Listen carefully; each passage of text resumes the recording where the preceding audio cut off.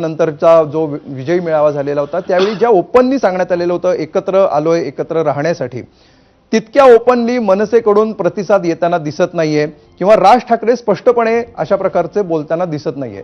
तुम्हाला असं वाटतंय की हे थोडेसे सकारात्मकता, खुली सकारात्मकता विरुद्ध थोडीशी सावध सकारात्मकता असं चित्र दिसतंय, हे पुढे मागे असल्याचं तुम्हाला वाटतंय? अमोलजी नमस्ते. आपण सर्वांना सप्रेम जय महाराष्ट्र. विषय असा आहे की जेव्हा आम्ही राजकारण आणि सामाजिक जीवनामध्ये काम करतो तर कधी कधी अशी परिस्थिती येतात की आम्हाला युती करावी लागतात आणि एक दोन पक्ष एकत्र येतात.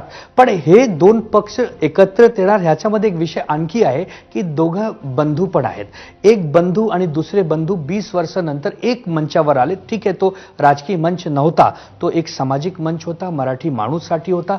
पण ठीक आहे ना, उद्धव साहेब काय म्हणाले, एकदम स्पष्ट म्हणाले की जे महाराष्ट्राच्या मनात आहे ते मी करणार. म्हणजे आमची भूमिका एकदम क्लिअर आहे की जर लोकांची जनमत आहे, लोकांच्या मनात आहे की आम्ही दोघं बंधू राजकारणामध्ये एकत्र येऊन युती करू, तर असं आहे अमोलजी की युती एक दिवसात होत नाही. त्याची एक प्रोसेस आहे, एक पद्धत आहे.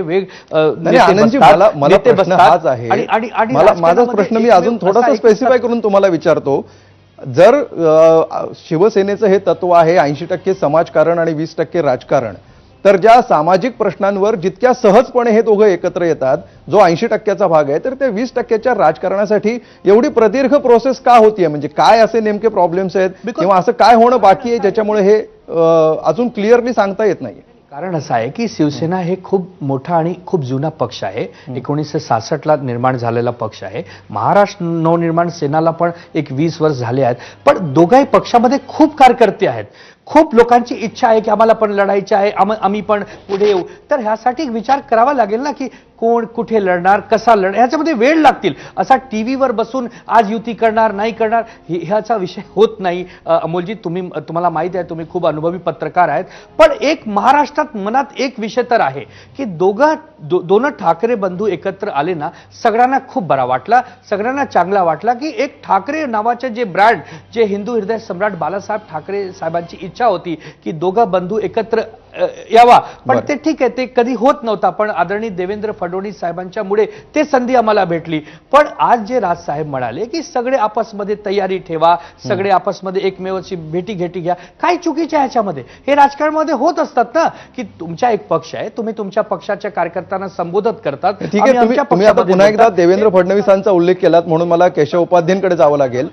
केशवजी, या मेळाव्यामध्ये दोन्ही ठाकरे बंधूंनी असं पहिल्यांदा असं म्हणतात की बाळासाहेबांना जे जमलं नाही ते मुख्यमंत्र्यांनी करून दाखवलं.